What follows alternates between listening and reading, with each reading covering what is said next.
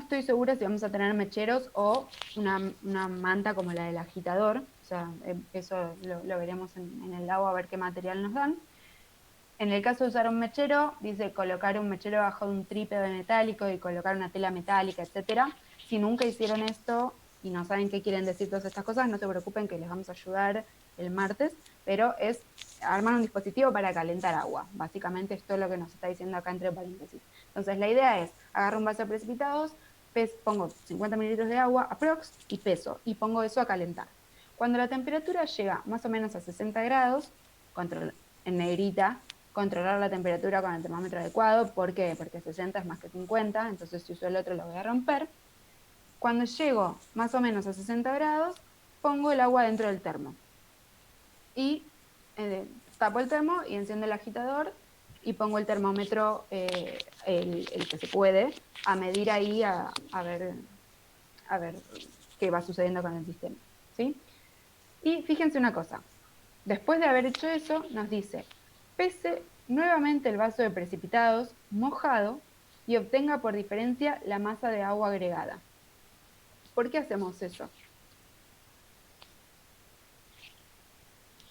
¿Por qué no agarramos y ponemos el vaso? ¿Vieron en el videíto de pesada? Ese lo vieron, que van y tienen el recipiente donde van a pesar, lo ponen en la balanza, lo taran, o sea, llevan la balanza a cero con el recipiente ahí, sacan, ponen lo que quieren pesar y lo vuelven a poner ahí y anotan el valor. Podríamos hacer tranquilamente eso con el agua, ¿no? O sea, podríamos tarar el vaso, poner 50 mililitros, pesar, anotar ese valor y esa sería nuestra masa. Pero acá nos sugieren que hagamos esto otro. ¿Por qué? Y por si queda agua en las paredes del recipiente. Excelente, tal cual, perfecto. Para no tener en cuenta todas esas gotitas que me puedan quedar en el vaso y que no van a estar dentro del calorímetro, para evitar ese error en la masa.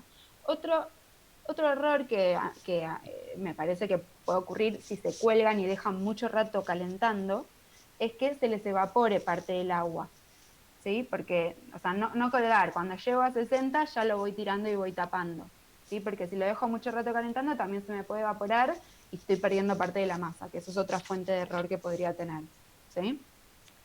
Bien, entonces, pesamos, pusimos a calentar, llegó a 60, lo tiramos. Esperamos a que se enfríe un poquito el vaso antes de pesarlo, ¿no?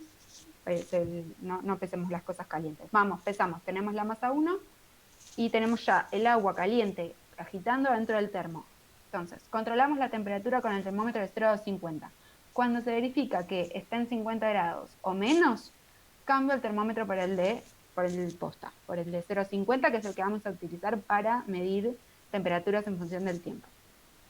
Entonces, manteniendo siempre el calorímetro tapado, medimos la temperatura con ese termómetro cada 30 segundos y la vamos graficando en función del tiempo. No la van a ir graficando ahí, sino que van a anotar, van a anotarle y van a poner 0 segundos, 49, 30 segundos, 48,7 y así, ¿sí? Y van haciendo eso, cada 30 segundos van anotando un valor. Es muy divertido. Bien, ¿hasta acá todo bien? Ok. Y hay algo que... No, nada. Entonces, lo que... Ahora, o sea, no vamos a ignorar eso, pero ahora en breve va a tener más sentido. Entonces, dice, a los 4 o 5 minutos, o al alcanzar 3 o 4 valores constantes de temperatura, ¿sí? O sea, lo que estamos imaginando acá es que ese agua caliente que pusimos, que está un poco menos de 50 y que estamos midiendo cada 30 segundos, va a ir perdiendo un poco de temperatura, ¿sí? Eh, pero, ¿qué pasa? Este dibujo está hecho de cuando se trabaja con otros materiales. La realidad es que ahora, con los termos que estamos usando, es muy probable que ustedes no vean que esto va cayendo, sino que vean que se mantiene constante, ¿sí? Que el termo se la banca a 50 grados y puede mantener la temperatura de ese agua. Entonces, lo más probable es que ustedes no vean esto que está acá y que es lo que está en la guía, sino que vean que esto se mantiene constante. Si ustedes agarran y por 2 minutos, que son esos 4 valores, ven que eso se está manteniendo constante, listo, ya pueden seguir, ¿sí? Que es lo que dice. Se agregan aproximadamente 50 mililitros de agua a temperatura ambiente. De vuelta, la masa de eso la vamos a determinar tal cual como hicimos antes. Vamos a pesar el vaso con agua y después vamos a pesar el vaso con las gotitas que queden, ¿sí? Y acá nos explica cómo hacemos para efectuar el agregado. Para efectuar el agregado de agua se introduce un embudo a través del piquito que tiene el termo y se vierte el líquido lo más rápidamente posible. Acá, esto de lo más rápidamente posible es lo mismo de siempre, ¿sí? O sea, las cosas hay que hacerlas rápido porque, nada, durante ese tiempo es como que el termo está abierto porque está el agujero para que pase el agua, pero rápidamente no quiere decir descuidadamente, ¿sí? Rápidamente es voy y lo hago con tranquilidad, porque además, si para hacerlo apurada, para que no se me escape nada del calor, termino volcando un poquito de agua, termina siendo bastante peor que si me tomé un segundo para hacerlo con tranquilidad y no se me cayó nada, ¿sí? Dice que una vez concluido el agregado, sacamos el embudo y se cierra la ranura y como que vuelve a quedar sellado para disminuir la pérdida de calor. Y que este es el gráfico de temperaturas que queríamos obtener. Bueno, probablemente lo que obtengamos sea algo que sea constante y después vamos a obtener una temperatura final también con mayor probabilidad se va a mantener constante porque, bueno, cuanto más fría esté el agua, menos tendencia va a tener a que se escape el calor del termo. Si acá no se escapaba, acá menos, ¿sí? Entonces, probablemente lo que ustedes tengan sea unas medidas acá constantes, de temperatura constante, y otras medidas de temperatura constante posterior al agregado, ¿sí? Esto, hasta acá todo bien, ¿se entiende lo que estamos Consulta. haciendo? Sí, Estos primeros valores hasta T1 sí. eh, también serían como para calentar como la parte interna del calorímetro, digamos. Exacto. O sea, la realidad es que eh, acordate que vos pusiste el agua a 60 grados originalmente y esperaste un rato hasta que llegue a 50 y recién ahí arrancaste estas medidas con el termómetro capo. Entonces ya existió ese momento donde el calorímetro tomó parte del calor de agua y se calentó y qué sé yo. Entonces, a esta altura, en realidad, lo que estaríamos viendo sería pérdidas del termo al ambiente más que una homogeneización del sistema, porque eso ya tuvo lugar antes, ¿sí? Si fuese apenas agregamos, ahí sí, totalmente. O sea, como esto tiene un CK, que el CK es esto, es la pérdida de energía en que el calorímetro tome la temperatura que tiene el agua que tiene adentro, ahí sí, totalmente. Pero acá, como ya ese proceso tuvo lugar hace un rato, cuando agregué el agua a 60, lo que yo estoy viendo principalmente son pérdidas de calor al ambiente. Y como estamos laburando ahora con termos que son piolas y el agua no está súper caliente, cosa que tengan, que le sea, o sea, hay algo que es como la tendencia a que suceda. Si yo tengo un agua muy caliente en un ambiente frío, hay muchas más chances de que se me enfríe.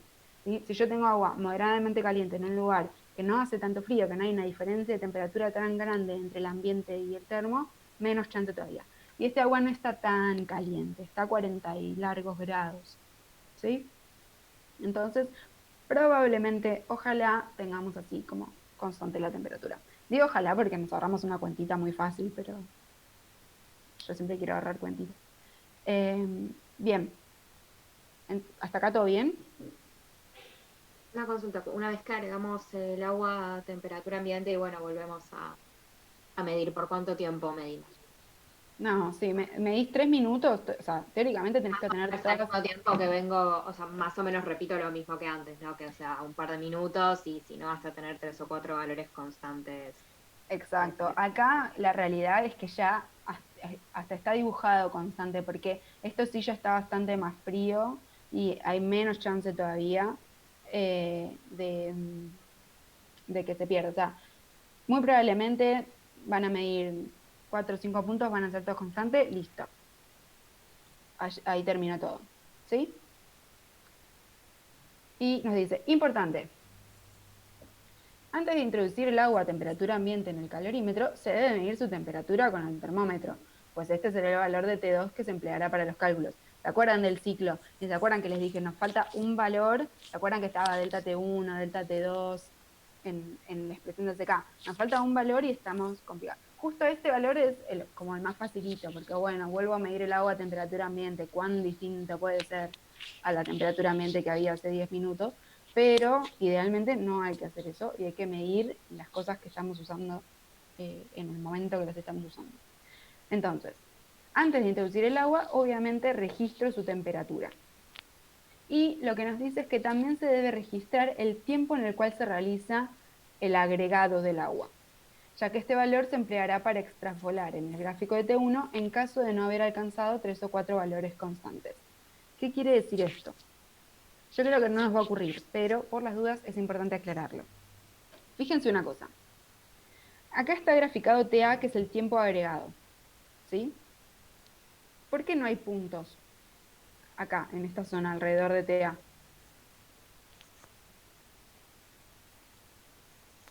O sea, ahí dejaríamos de medir para medir lo otro, digamos. Exactamente, no puedo hacer todo a la vez. Si estoy agregando el agua, no estoy midiendo la temperatura. Entonces, esos puntos me los perdí. Y si nos pasaba como acá, que venía teniendo cierta tendencia a ir bajando la temperatura, sería incorrecto decir que en el momento en el que yo agregué, que es el momento en el que se mezclaron las masas, que es el momento del intercambio de calor, que es donde realmente mi proceso arranca, sería incorrecto decir que en este momento tenía esta temperatura, ¿sí? Porque la realidad es que si esto venía con esta tendencia de pérdida de temperatura, siguió perdiendo, aunque yo no estuviera midiendo, ¿no? Ojos que no ven, corazón que no siente, pero sigue perdiendo temperatura, ¿sí? Entonces, ¿qué es lo que hay que hacer? Hay que ver con qué tendencia venía, ¿sí? Esto típicamente va a ser lineal, entonces extrapolo al momento de agregado y digo, bueno, entonces en este momento tenía esta temperatura.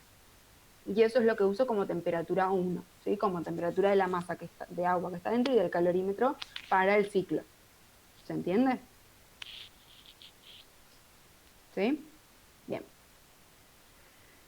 Y dice que una vez agregada el agua se sigue registrando cada 30 segundos hasta tener una pendiente constante o 6 valores iguales. Si el calorímetro es lo suficientemente bueno, casi seguro que eso les va a ocurrir. Van a tener 6 valores iguales, que son 3 minutos de medida.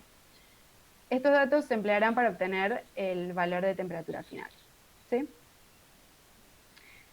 Y tenemos que realizar la determinación por duplicado, ¿sí? O sea, van a terminar una experiencia y van a volver a hacer exactamente lo mismo para tener 2 valores CK. ¿Por qué? Porque el valor de CK es súper importante. Si a mí el CK me da cualquier cosa, después yo no hay chance de que pueda calcular un buen delta H, porque aunque mida perfecto las temperaturas y las masas en la otra experiencia, estoy poniendo un valor de CK que no voy a obtener un resultado confiable. Y entonces lo hacemos por duplicado para ver que lo hicimos 2 veces y me dio lo mismo, entonces confío en que lo que dice está bien, porque es raro pifiar exactamente igual 2 veces. Y dice, antes de proseguir con la práctica, realice los cálculos y consulte al docente. Tenga presente que la obtención de buenos resultados, o sea, se obtendrán buenos resultados ahora, influye mucho en lo que sigue. Entonces, acá les dejamos un resumencito de todo lo importante de CK. ¿Sí? Estas son las cosas que tienen que tener, que tienen que haber registrado para cada una de las experiencias. Esto es lo que está en el modelo de informe al final. Dice T inicial, pero sería, o sea, yo voy a necesitar T1 y T2, ¿sí?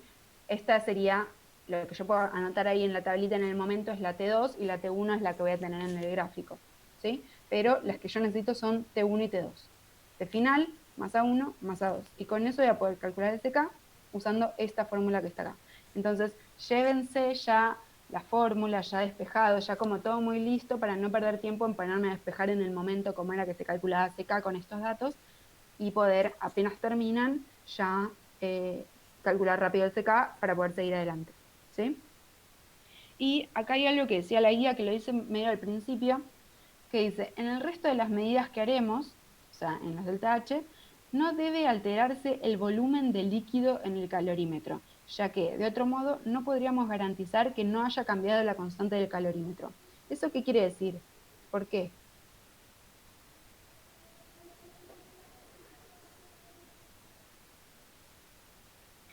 No es porque justamente el CK depende de la masa que usamos. Y si yo pongo, claro, igual dijimos volumen, no masa, no porque... No, igual es la misma, o sea, Sí, hay una son, relación ahí. claro. No, que si vos alterás esa cantidad, el CK va a ser distinto. Entonces por eso ¿Pero por tenemos que qué? trabajar. Está perfecto, sí, pero ¿por qué? ¿Por qué sería otro del CK?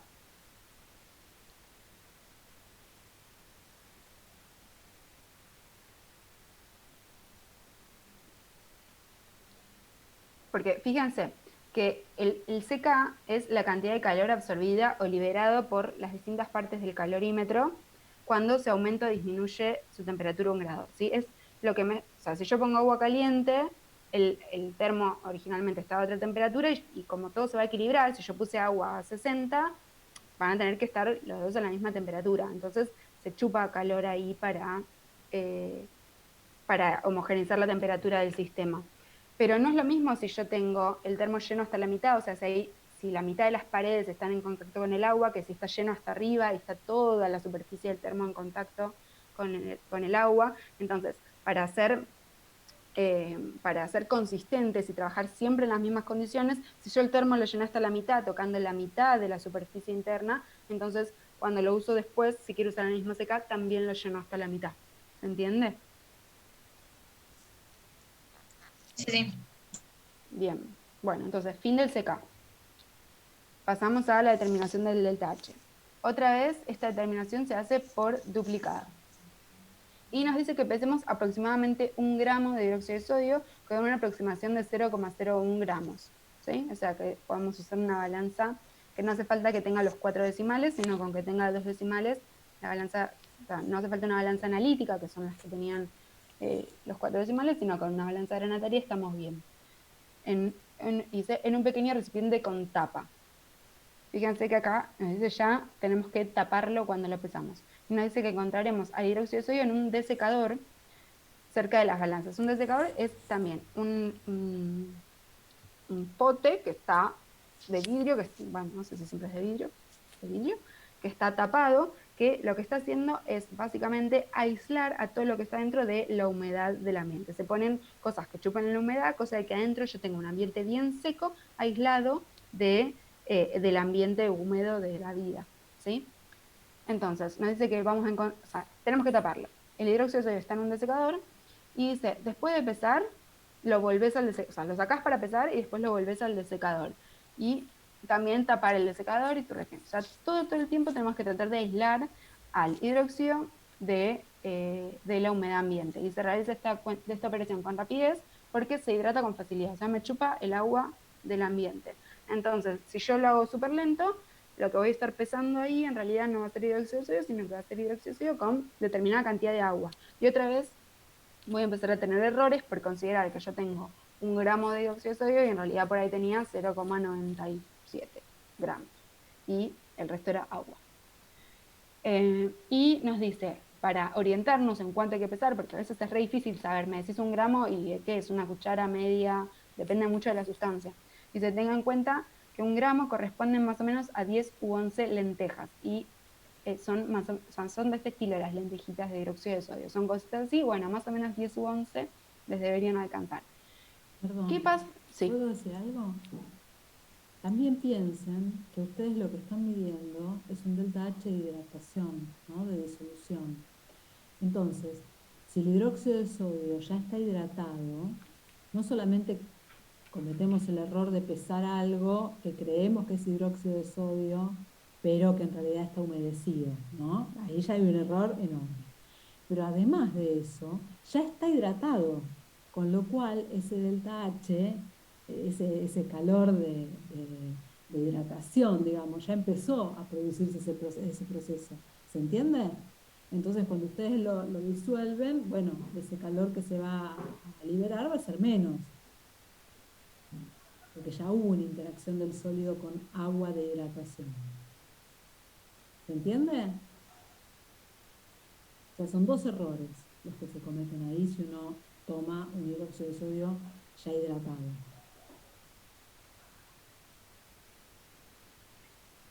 Bien, y me dicen que pese 1 gramo. ¿Qué pasa si no pesé 1 gramo, pesé 0,96? ¿Importa? ¿Arruiné la experiencia? Tiene que ser 1 gramo. No, sí o porque sí. siempre y cuando... No, habla vos. No. Sí, dale. Además, me gusta lo que ibas a decir.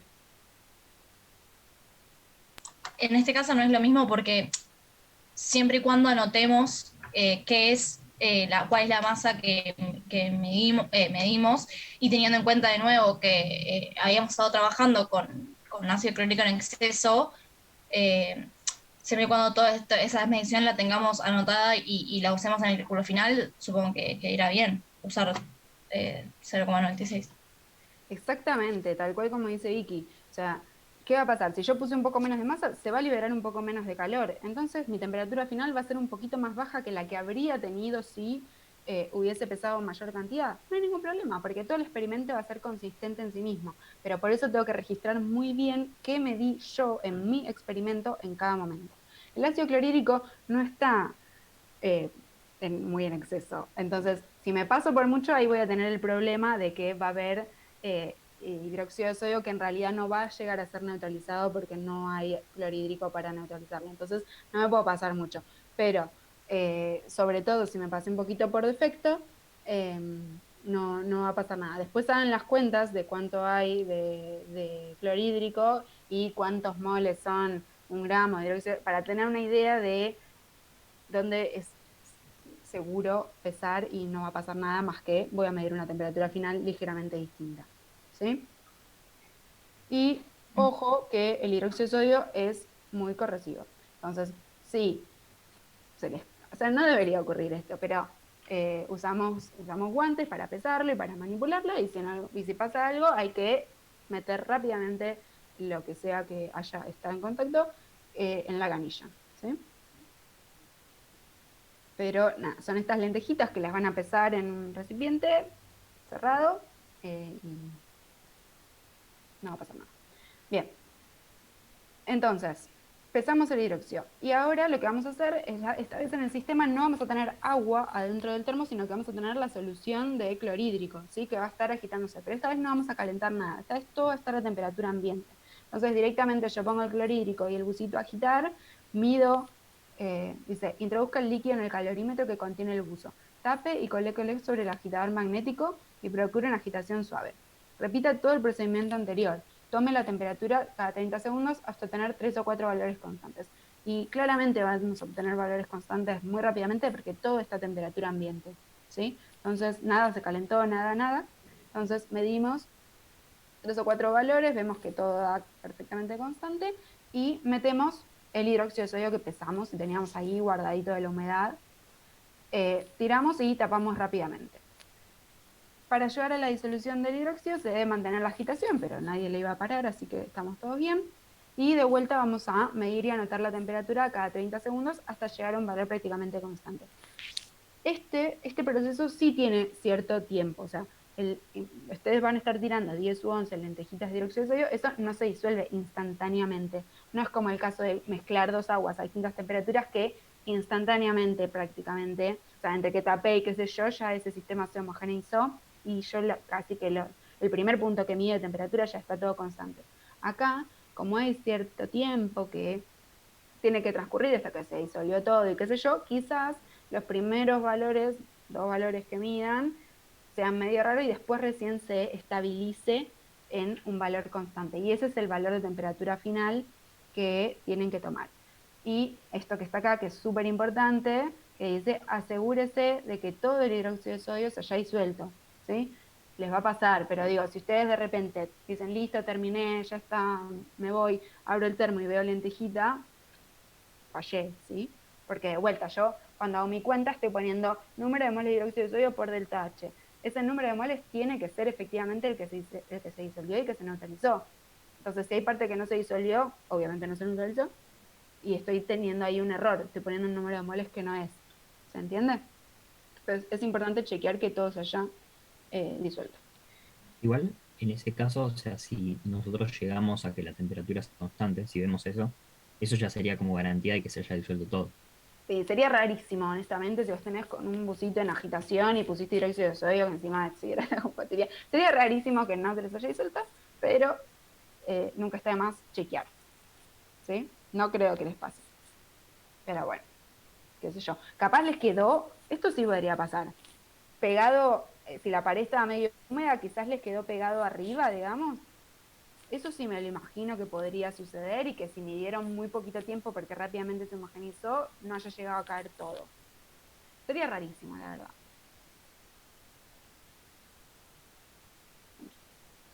Bien, entonces, en este caso, ¿qué cosas voy a necesitar?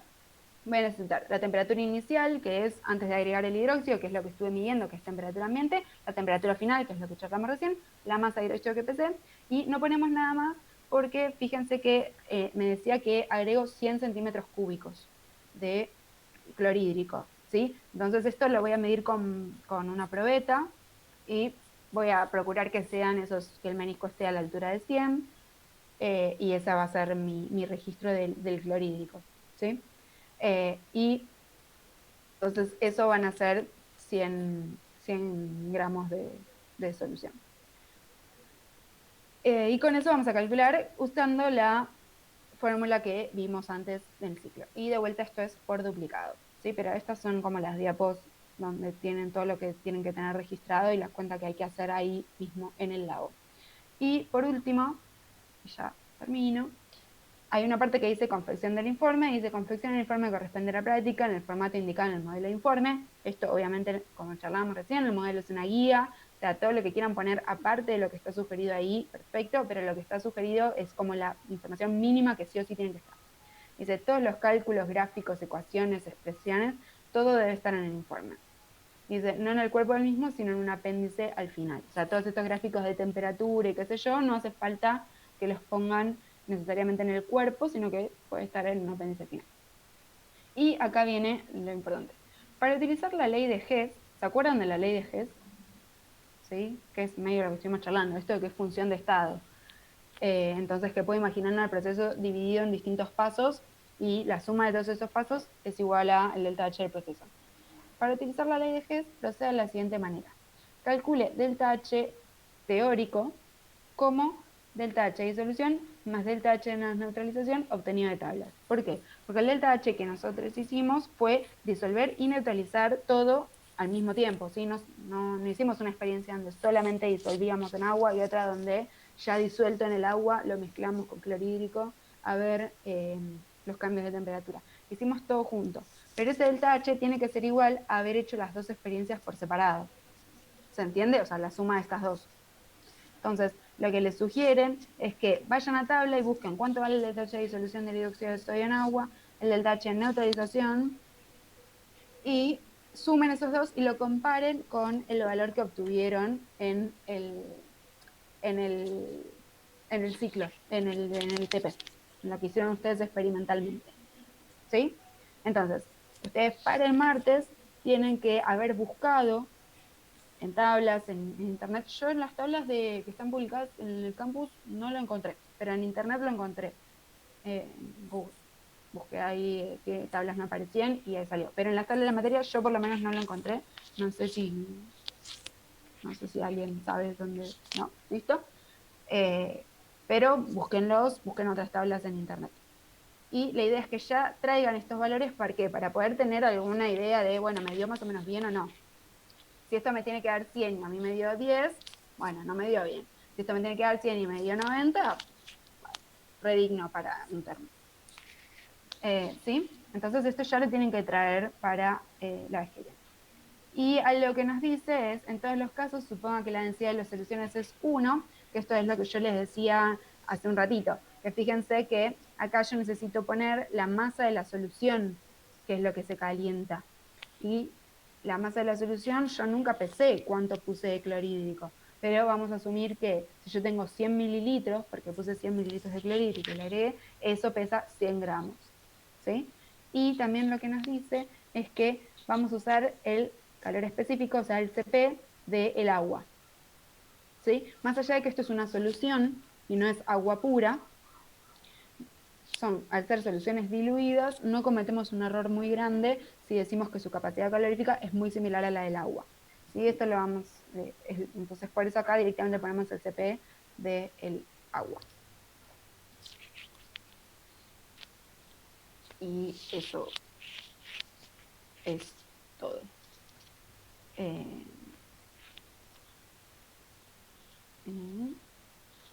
Y sí, ahí veo las preguntas de Becky, si me pueden escribir, sí. Bien. Bueno, ¿alguna duda?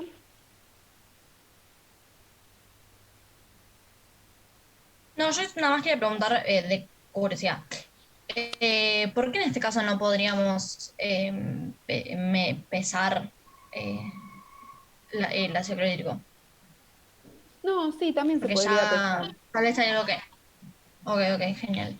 No, sí, también. Yo creo que es para no andar manipulando tanto, llevar a la balanza el ácido y qué sé yo, como que directamente en probeta y lo meto en el termo y menos andar corriendo. Va, aunque las balanzas ahora van a estar al lado de ustedes, porque antes había que ir al cuarto de balanzas y qué sé yo, y yo me imagino que era por eso, pero en realidad no sé. Y igual como no necesitan, porque lo van a poner en exceso, no hace falta tenerlo pesado y tener el valor. Se está No, poniendo en exceso. no, pero acá usan. A la masa, claro, la masa de la solución. Sí, es verdad. Claro, claro, yo me refería a eso. Sí, sí, sí, sí, era curiosidad igual, nada más, no, bueno, Bueno, porque... no, en realidad si tienen la balanza al lado, Sí, es cómodo y lo pueden pesar. Pueden modificarlo eso. tal cual. Sí. Sí, sí, tranquilamente. Genial, golazo. Sí, yo me imagino que era por eso, para no andar trasladando, pero la verdad que no sé.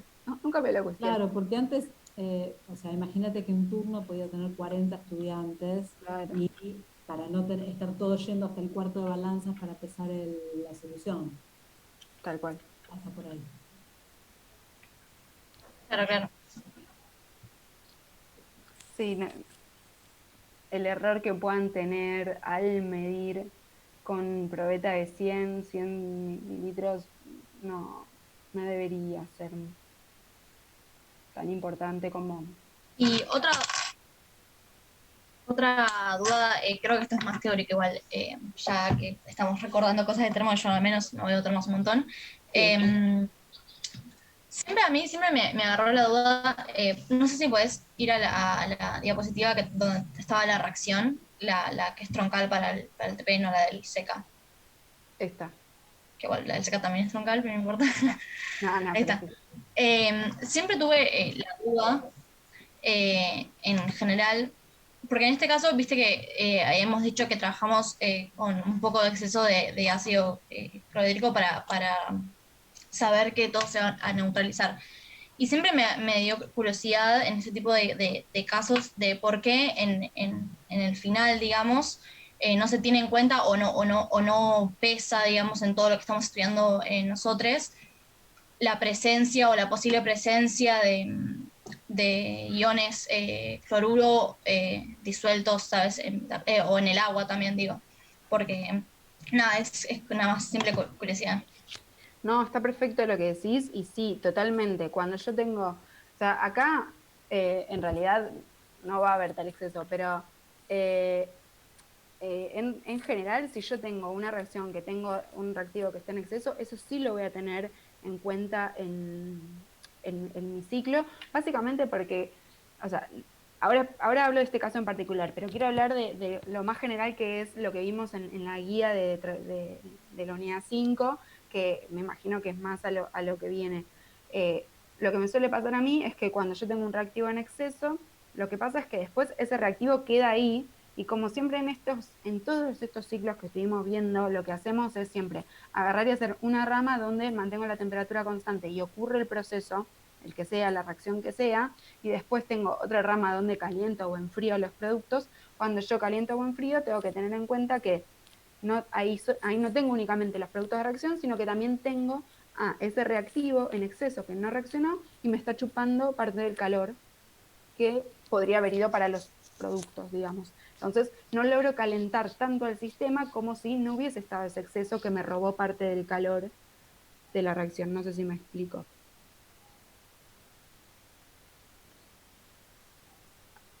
Hasta ahí sí. Sí, sí, perfecto. En este caso, ¿qué me pasa? O sea, Sí, sí. imagínate que tuviésemos clorhídrico en exceso. Lo que me pasaría es que no es verdad que tengo una solución de cloruro de sodio solo. Tengo también protones que no fueron neutralizados por el oxidrilo. Eso sería mi, entre comillas, problema acá si tuviera ácido clorhídrico en exceso. Eh, pero como nosotros vamos a estar considerando que esto es agua prácticamente, bueno, ¿qué me importa si aparte tenía un poquito de exceso de protones o no? Igual no lo va a tener, pero si tuviese, como yo igual sigo pensando que está lo suficientemente diluido para considerarlo agua, la verdad es que ni me afecta ese exceso de clorhídrico que pudiera haber. Si yo estuviese considerando el CP real de esa solución, o sea, si fuese súper obse y quisiera como, no sé, y todo estuviese más concentrado y qué sé yo, probablemente lo que me afectaría es que al ser un sistema distinto, que no es solamente cloruro de sodio, sino que es cloruro de sodio y aparte tiene otro pH, o sea, sigue teniendo ácido, quizás el CP sería distinto. Entonces, de vuelta, la temperatura final del sistema sería distinto porque tengo un sistema que es distinto, que está otro pH y tiene otro CP. Pero como acá estamos trabajando con todo diluido y vamos a considerar que eso es agua, ni me afecta en mis cuentas, digamos. Claro, perfecto, genial. Gracias. De nada.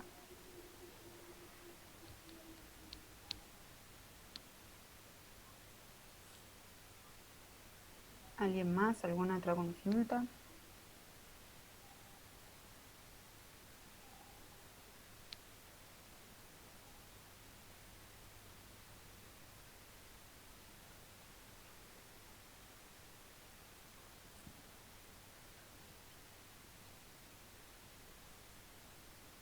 Me espero que lo haya entendido. Yo hablo medio rápido. Pero ustedes frenenme si yo entro así como. Bueno, ya está, ya terminé. Así que ya sucedió. Pero.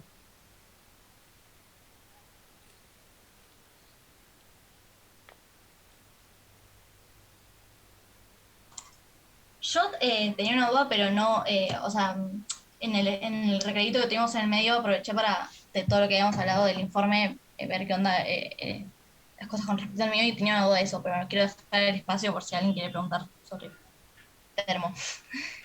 No, preguntá. Ok, ok, genial. Eh, Vayan preguntando en- lo que necesiten. Perfecto. Vieron que en la parte en una parte del informe, cuando habla de las condiciones experimentales, no, perdón, en la parte de los resultados, habla de las contracciones iniciales. Yo en un momento, a ver, al principio antes, lo había llenado con las concentraciones, ¿cómo se llama? Que de por sí que teníamos en la IA, pero ahora que habíamos charlado de eso antes, es mejor. ¿Están todos trabados? O si no sé si me están escuchando bien. Yo te escucho perfecto. ¿Te escuchan? Genial. Yo porque los veo todos muy trabados. Eh, y después de lo que hablamos, ahora creo que tuvo un error y puede ser que en realidad ahí es mejor hacer lo que habías propuesto vos, Mercedes, de eh, extender la línea en los gráficos y poder sacar la concentración inicial desde ahí. Sí, pero la concentración inicial es la concentración que vos preparaste. O sea, la concentración de los reactivos la sabés vos, Sí, porque sí, perfecto. partís de una solución que te dimos nosotros, ¿no? La coordinación docente te preparó las soluciones, pero vos ya sabés que esa solución es, por ejemplo, 0,002 molar. Ahora, pusiste 5 mililitros en 11 mililitros finales y haces con ese factor de dilución, vos Claro, multiplicás 0,002 por 5 dividido 11. Y eso te va a dar la concentración en la experiencia, no sé, 1, 2, 3, 4, en la que sea, ¿sí? Y de etanol lo mismo, vos tenés una determinada concentración, pero ponés 1 mililitro en, no sé, 11 finales. Bueno, tenés que calcular cuál es la concentración inicial con la que estás trabajando. ¿Mm? Y vas a tener perfecto. al mismo tiempo, por ejemplo, en el caso del cromato, una absorbancia inicial.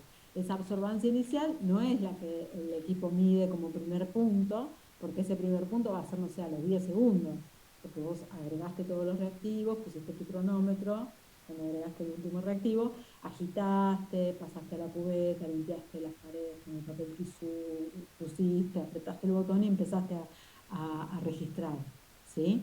Entonces ahí te pasaron unos segundos. Eso lo tenés que tener anotado en tu cuaderno. Eso Claro, es lo sí, que sí, yo perfecto. decía de la extrapolación del punto de la absorbancia. Pero la concentración inicial es la concentración que vos calculás, porque sabés las concentraciones de los reactivos con los que trabajaste. ¿Sí? Perfecto, genial, genial, ahora me queda más claro. Bueno, Gracias. muy Y bien. un error muy, muy, muy común en el TP de cinética es la concentración de ácido sulfúrico. ustedes, ¿cómo van a calcular la concentración de ácido sulfúrico? ¿Alguien ya la calculó?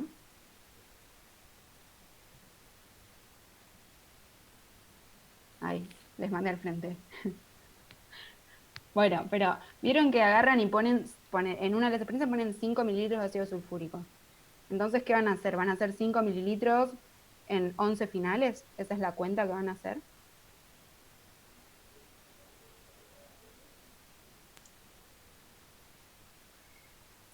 En realidad no, porque el cromato también está en sulfúrico. Excelente, esa es la respuesta. El cromato también está preparado en sulfúrico, entonces no importa si yo puse 5 y 5, o puse 10 de cromato, o sea, siempre hay 10 mililitros de ese ácido sulfúrico puesto porque el cromato no está disuelto en agua pura, sino que está disuelto también en ese sulfúrico.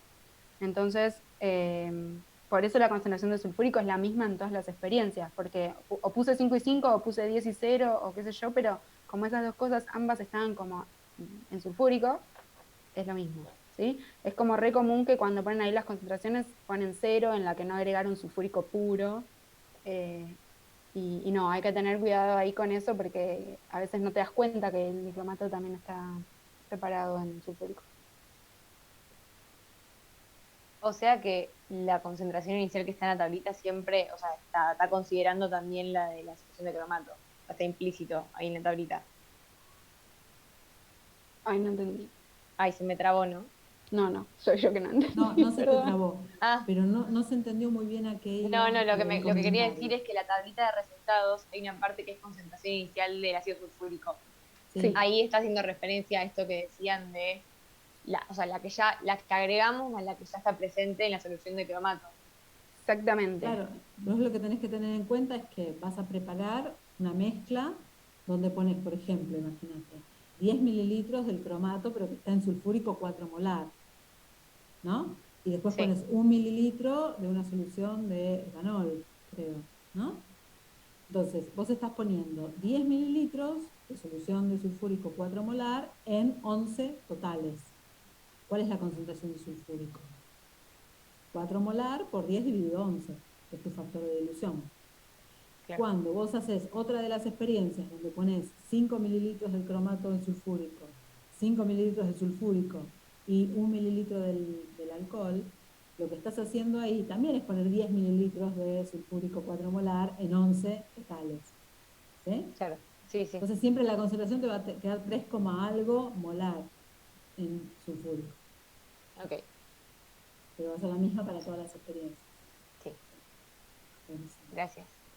No. Yo tengo una duda de la parte esa de la concentración inicial de la solución de dicromato.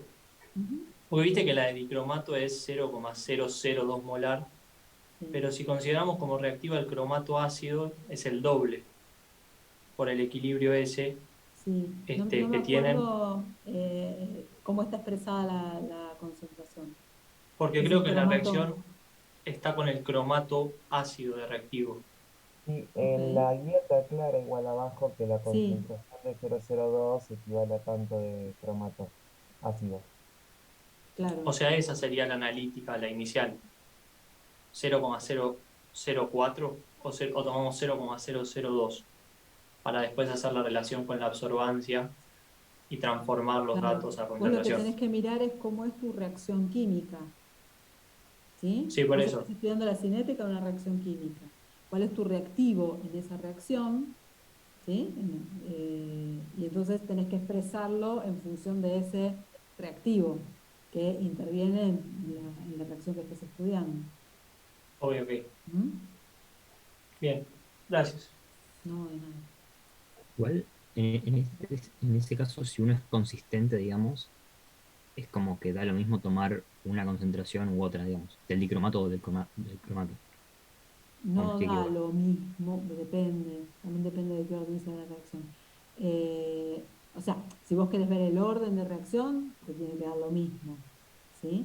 Pero si vos querés calcular una constante, no va a ser lo mismo. Claro, está bien. ¿Mm? Y en ese caso también habría que tener en cuenta que eh, lo que, lo que absorbe es el dicromato.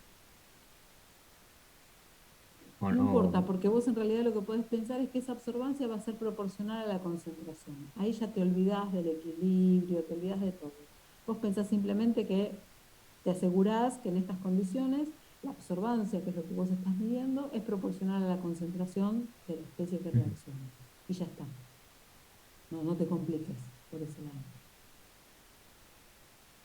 Ahí sí da lo mismo porque total es proporcional.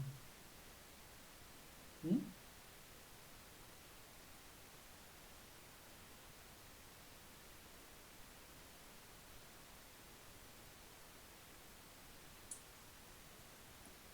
¿Alguna duda más? ¿Alguna duda del TP de calorimetría y termoquímica?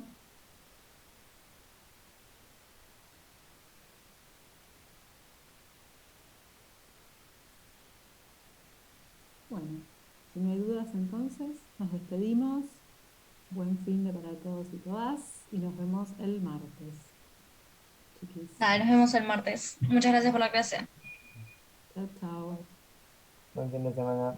Buen fin de- Buenísimo. Chao, gracias.